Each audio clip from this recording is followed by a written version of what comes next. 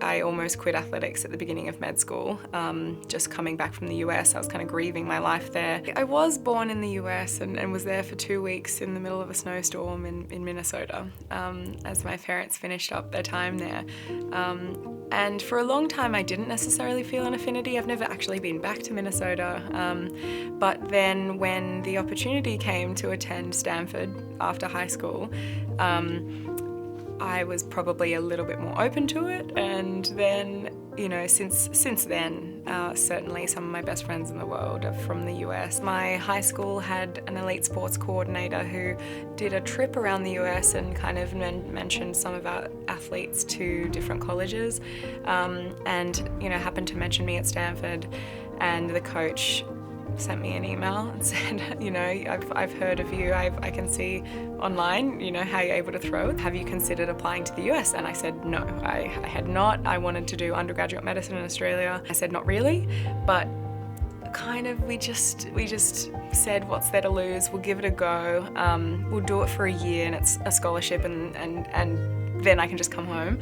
But it was just so life-changing, I had to stay. Well, I loved it. It certainly opened my eyes to some of the opportunities around the world. I felt like I had to prove that it was the right choice, because I did feel like it was putting my career a little bit to the side at the time. It was a bit of a sidestep towards medicine, really.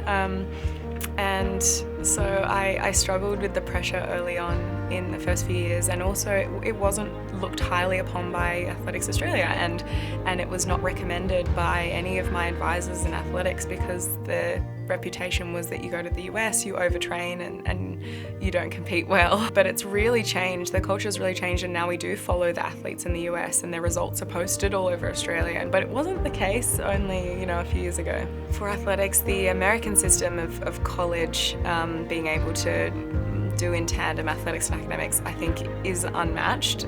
Although having been at Sydney University in the elite athlete program is, you know, that was incredible in my 4 years of postgraduate medicine. But for undergrad, the amount of professionalism to, you know, get put on an aeroplane and sent with your team over to stay in hotels and compete all around the country, you know, that's just not an experience you can really have in Australia. Once I got back, I was more than focused, more than busy enough to be distracted by this postgraduate medicine, Sydney Uni, who were really supportive, and then in 2021 started working with Adidas, and kind of just the professionalism in my life kind of fell into place after the Tokyo Olympics, really.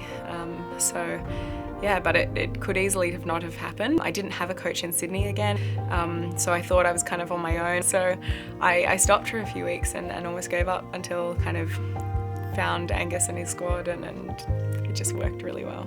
Angus McIntyre is vital in kind of all aspects of my training at the moment, and more broadly too.